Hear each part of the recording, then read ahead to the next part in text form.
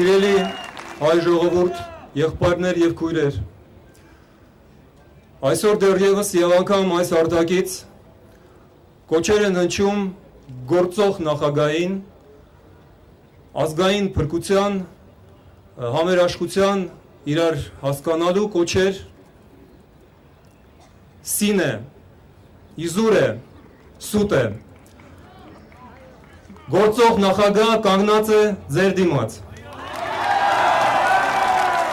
որովհետև նախագահ չեն դառնում Երևանը Սումգայիթ դարձնելով, կեղծելով, ստելով, այդպես նախագահ չեն դառնում։ Մենք այն հազվագյուտ ժողովուրդներից ենք, որ իրար դիմում ենք եղբայր և քույր, հայրիկ ու մայրիկ, որովհետև մենք ազգս հասկանում ենք որպես ընտանիք, այլ ոչ թե ազգ պետություն, ազգ համայնք, մենք ազգ ընտանիք ենք, և ընտանիքի մեջ հարիր է սերը, համերաշխությունը, հարգանքը, փոքրին և մեծին, նախ և առաջ սերը, այլ ոչ թե մրցակցությունը, գայլի օրենքը, թույլին տապալելու, ուժեղին մեծացնելու, տրզելու օրենքը, նման բան մենք չենք ընդունել և չենք ընդունի։ Այս պայքարը Ռաֆու և Սերժի պայքարը չեն։ Ինչ է, չգիտենք մենք, որ իրենք կեղծելու են, գիտենք։ Բայց իրենք համոզված էին, որ 15-20 տարվա մեջ մենք ստրուկ ենք դարձել, և իրենք չարեչար սխալվեցինք, մենք ստրուկ չենք։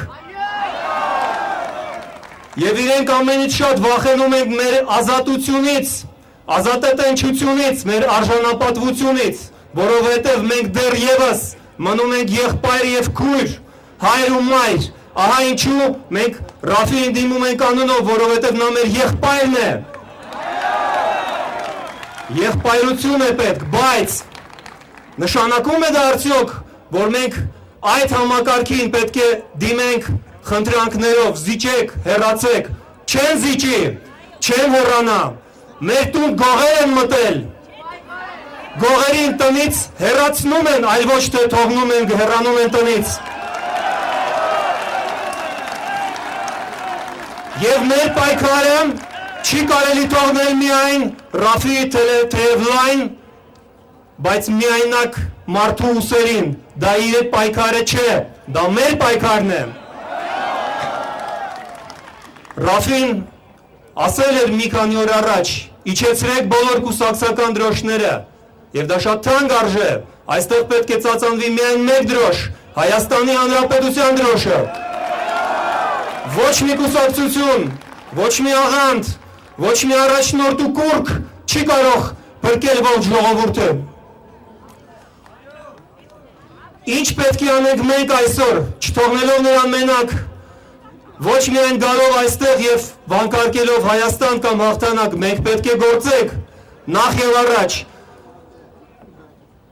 Մենք ունենք գործադիր իշխանության գլխին այսօր ընտրված նախագահ Ռաֆի Հովհաննիսյանին, բայց իշխանությունը դա նաև օրենսդիր և դատական թևեր են, պետք է անմիջապես հարված հասնել իրենց համակարգին, խարխլել այդ համակարգը, իշխանությունը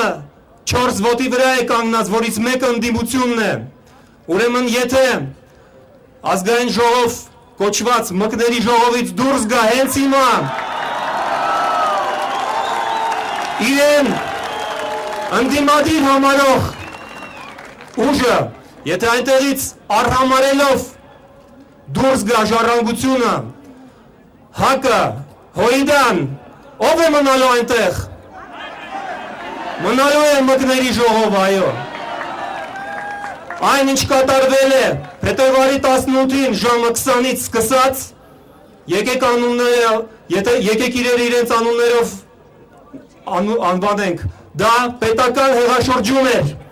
դա հերթական պետական հեղաշրջում էր, և պետք չէ մեզ վախեցնել հեղաշրջումով կամ հեղափոխությամբ, այդ դուք եք արել, այն էլ մի քանի անգամ, տասնամյակներ շարունակ դուք հեղաշրջում եք անում, խլելով սկզբից մեր պապերի վաստակած իրենց աշխատավոր քրտինքով վաստակած հանրային սեփականությունը հանդիսացող գործարանները, տները, ստեղծագործական միավորները, հետո մտնելով մեր գրպանը, իսկ հետո մեզնից գողանալով վերջինը ինչ ունենք մենք, մեր ձայները, մենք վերադարձնելու ենք դա, որովհետև դեռևս գործող սահմանադրության մեջ երկրորդ կետում գրված է, որ իշխանությունը Հայաստանի Հանրապետություն, Հանրապետությունը պատկանում է ժողովրդին եւ այդ իշխանությունը այստեղ է կանգնած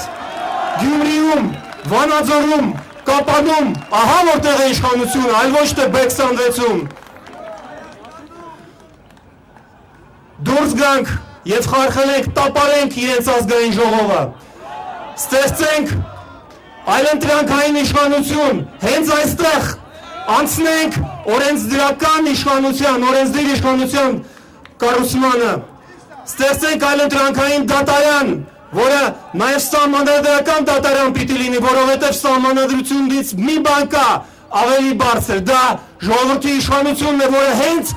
այստեղ է իրականացվում, հենց այստեղ ենք մենք քվեարկելու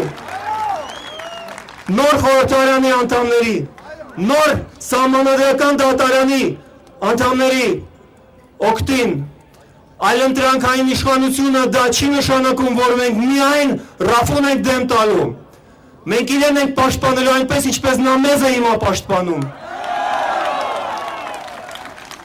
ոչ պետական հեղաշրջմանը, մենք վերադարձնելու ենք իշխանությունը նրան, ում նա պատկանում է, մեզ, և պայքարը չի գնում մինչև վերջ, մեզ վերջ չկա, և Հայաստանը վերջ չունի, մեր պայքարը ընթանում է մինչև հաղթանակ։